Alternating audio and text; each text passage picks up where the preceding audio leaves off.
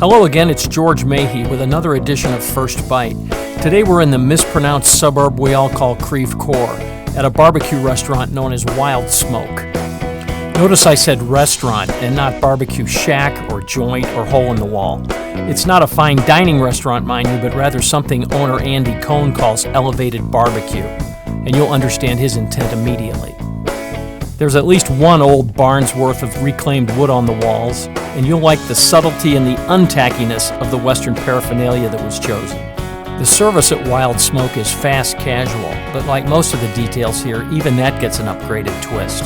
There's a greeter to explain how the system works, and stanchions to control the crowd flow. In an airport, that's an unwelcome sight. In a restaurant, though, it's just the opposite. If people are lining up, good things must be happening.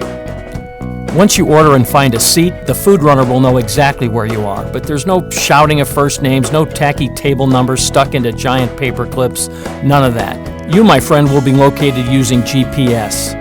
Like I said, this ain't your average barbecue joint. Let's start with these humongous doorknob onion rings, made in-house and aptly named. Calling these strips of brown sugar-glazed pork belly sounds boring and even off-putting, so here they're called pig candy. One of my favorite appetizers are these giant shrimp wrapped in jalapeno and stuffed with goat cheese. Edgewild calls them shrimp and jalapeno firecrackers, another apt name, so I'll extend the metaphor even further and say they have just the right amount of pow. Beef brisket is lightly smoked and thick cut to order in a big open kitchen, another pleasant anomaly. There's even a wood grill used to put the char on half cobs of corn just before they get hit up with Parmesan cheese. Pulled pork gets incorporated into a few of the hooks. You know, those items that say, look at me, like the Texas train wreck, or the barbecue sundae, the equivalent of a 7-layer dip and the only sundae you don't eat with a spoon. Your soda might taste better because even the ice is different, and the root beer's different for sure because it's made right here. Upgrades extend to a thin-lipped wine glass, the same one used at Edgewild, Andy Cohn's other restaurant that's also a winery. You'll see other hints of that association here as well.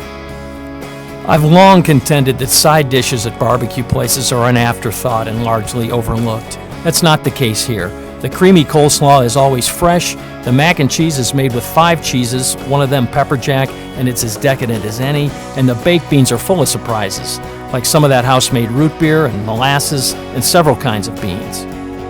WildSmoke is open for lunch and dinner every day, and I appreciate that a perceived lowbrow concept is being approached differently and creatively.